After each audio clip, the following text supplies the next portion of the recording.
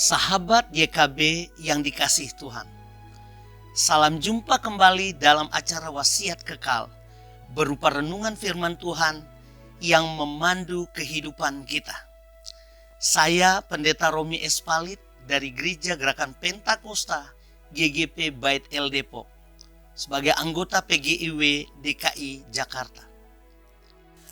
Renungan kita hari ini Minggu 11 Mei 2025 ditulis oleh Pendeta Hariman A. Patiana Kota dengan judul Mengenal dan Mendengarkan, yang dilandaskan pada Injil Yohanes 10 ayat 22 sampai 30, dan yang akan menjadi pusat perenungan kita adalah Yohanes 10 ayat 27.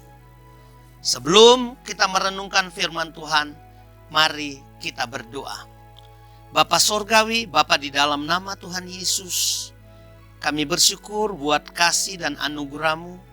Hari ini kami rindu diberkati Tuhan melalui kebenaran Tuhan. Kami buka hati kami, biar firman Tuhan boleh mendapat tempat di tanah hati kami yang subur dan berbuah, dan semuanya untuk kemuliaan Tuhan. Dalam nama Yesus kami berdoa. Amin.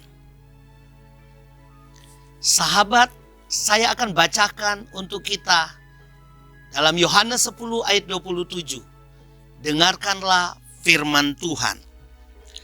Domba-dombaku mendengarkan suaraku, dan aku mengenal mereka, dan mereka mengikut aku.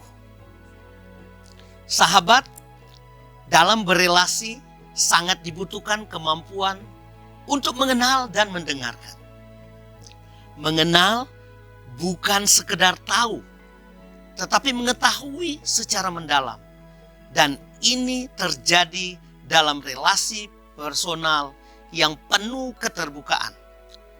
Saat orang membuka diri, mereka dapat saling mendengarkan, dan hal itu akan memperkuat relasi. Saat Yesus ditolak oleh orang Yahudi karena ketidakpercayaan mereka terhadap Yesus, Yesus menyatakan dengan jelas bahwa Ia memiliki domba-domba yang mengenal dan mendengarkan Dia. Domba-domba itu berbeda dengan orang Yahudi. Artinya, Yesus mau menyatakan bahwa kepercayaan itu terjadi jika ada pengenalan dan kesediaan untuk mendengarkan. Orang-orang menjadi percaya kepada Yesus karena mereka mengenal dan terbuka untuk mendengarkan Dia. Domba atau umat yang mendengar dan mengenal Dia, inilah disebut sebagai milik kepunyaannya. Sebaliknya, sebagai gembala yang baik, Yesus pun mengenal domba-dombanya. Ia tahu persis apa yang mereka butuhkan.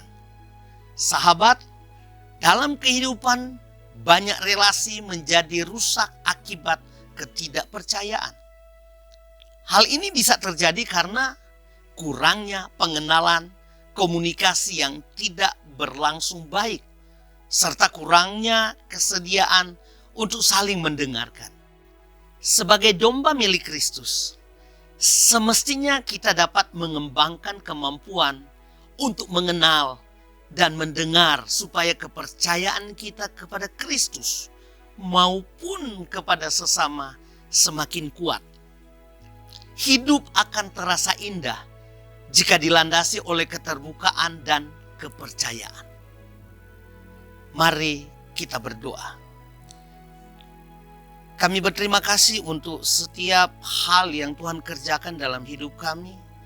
Melalui renungan pada saat ini, kami boleh diteguhkan, dan biarlah kami terus ada di dalam kekuatan kuasa-Nya Tuhan. Terima kasih Tuhan. Kami responi firman Tuhan dalam nama Yesus kami berdoa. Amin. Demikian renungan kita hari ini. Jangan lupa subscribe, like, dan bagikan kepada sebanyak mungkin orang. Tuhan memberkati.